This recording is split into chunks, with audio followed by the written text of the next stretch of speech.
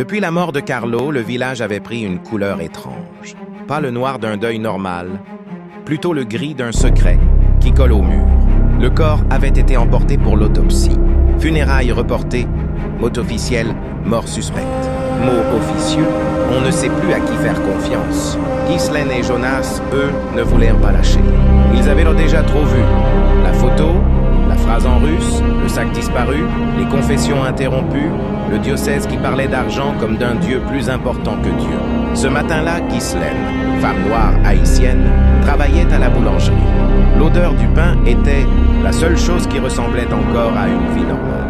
Jonas rangeait des croissants avec une énergie nerveuse, comme s'il essayait d'occuper ses mains pour ne pas écouter sa peur. La clochette de la porte tinta, et le temps se figea. Le père Michel se tenait sur le seuil, impeccable, silencieux, un sac à la main. Ses yeux bleus passèrent sur eux comme un scanner. Puis il entra et verrouilla la porte. Le clic de la serrure résonna dans la boulangerie comme un jugement. Ghislaine sentit sa gorge se serrer. Jonas déglutit, trop bruyamment. Le faux prêtre posa le sac sur le comptoir. Sans précipitation, sans trembler. « Calmez-vous, dit-il. Si vous faites ce que je dis, personne ne sera blessé. » Ghislaine ne bougea pas. Sa médaille de Saint-Michel brûlait presque contre sa peau. « Qu'est-ce que vous voulez ?» demanda-t-elle. Il ouvrit le sac juste assez pour qu'il comprenne. Ghislaine ne vit pas des paquets. Elle vit un piège, une condamnation. « Il y a une grosse quantité là-dedans, et vous allez m'aider. » Jonas recula d'un pas, comme si le sol avait changé.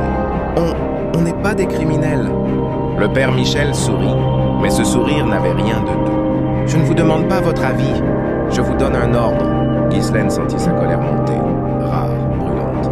Non, vous vous trompez de personne. Le faux prêtre s'approcha, lentement, et dans sa voix, il y eut quelque chose de plus froid que l'hiver. Je sais où vivent tes parents.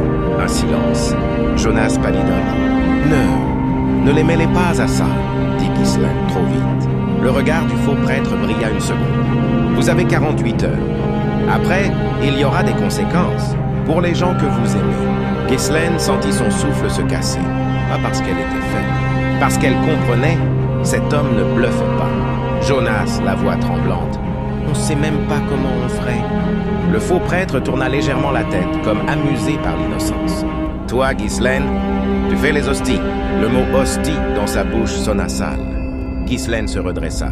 N'en parlez pas comme ça. Il posa 2 doigts sur le comptoir, comme s'il marquait un point. Tu vas les transformer. Tu vas les utiliser comme contenant. Comme camouflage, Ghislaine sentit une nausée lui monter au cœur. Jamais, c'est sacré. Le faux prêtre haussa les épaules. Sacré, c'est un mot. Moi, je travaille avec le réel. Il se rapprocha encore à quelques centimètres de son visage. Et dans le réel, tu as 48 heures. Ghislaine voulait crier, mais derrière sa colère, une autre voix tremblait, celle de la petite fille de 12 ans qui avait appris à survivre en silence. Elle compta à l'intérieur, 1, 2, 3, 4. Je suis ici. Le faux prêtre recula enfin. Il déverrouilla la porte. Avant de sortir, il se retourna une dernière fois. « Je sais que tu sais, » dit-il en russe presque inaudible. Puis, en français, « fais le bon choix. » Et il disparut, comme s'il n'avait jamais existé. La boulangerie resta muette, Ghislaine et Jonas fixèrent le sac. Jonas murmura « Ghiss, on fait quoi ?» Ghislaine n'eut pas le temps de répondre. Parce qu'au même moment, dehors, le ciel se plissa. Le vent se leva et l'orage arriva.